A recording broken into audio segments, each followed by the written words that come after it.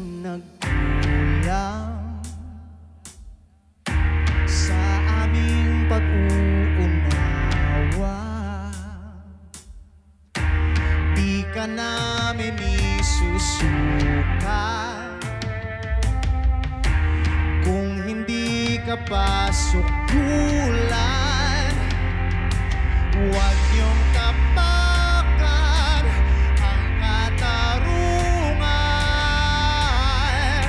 Akala niyo ba ang kapangyarihan ay nasa iyo? Sino ba kayo? Magwawagian katotohanan, ang kadiliman ay ibabagsak.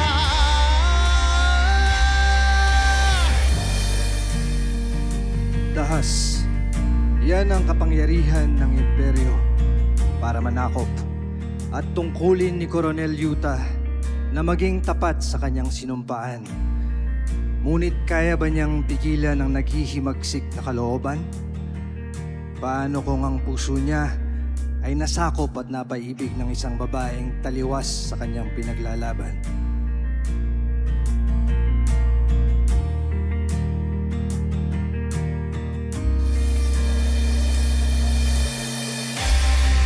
Nagsisilbi ka dapat,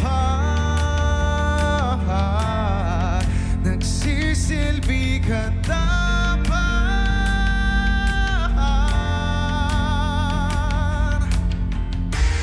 Di na magpapalipin pa sa mga rehas mo. Di mabubugwag kahit anumang sinta ang katotohanan ko.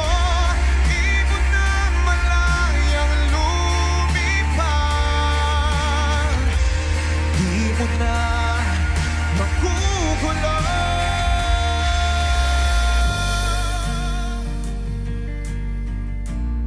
Si Teresita, isang babaeng walang boses, walang laban, walang magagawa.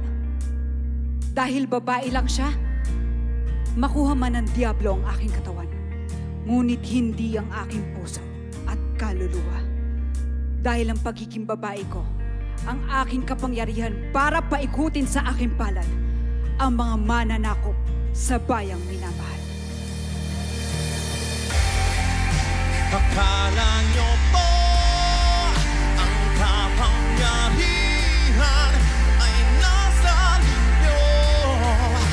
Sino ba kayo? Magwawagi ang katotohanan, ang kadiliman ay ibabagsak. Akala niyo ba ang kapangyarihan ay nasa inyo? Sino ba kayo? Ang magwawagi ang katotohanan, ang kadiliman ay ibabagsak.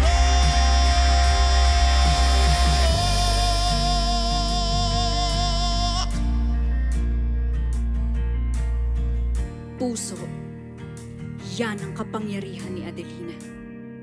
Pagmamahal sa aking pamilya at sa bayan. Itong puso kong pinatatag ng maraming pagsubok. Ngunit, ang puso ko rin bang ito ang magiging kahinaan ko? Kung ang iniibig ay nasa panig ng kalaban.